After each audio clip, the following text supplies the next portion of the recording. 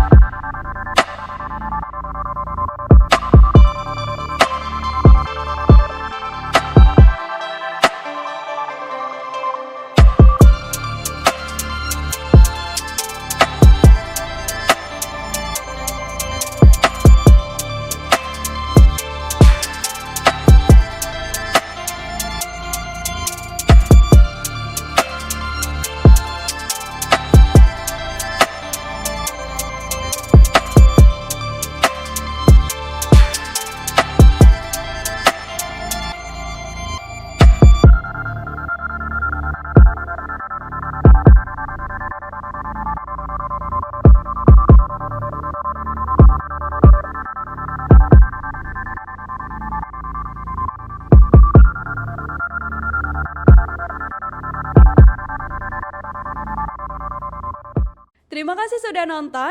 Jangan lupa like, subscribe, dan share ya.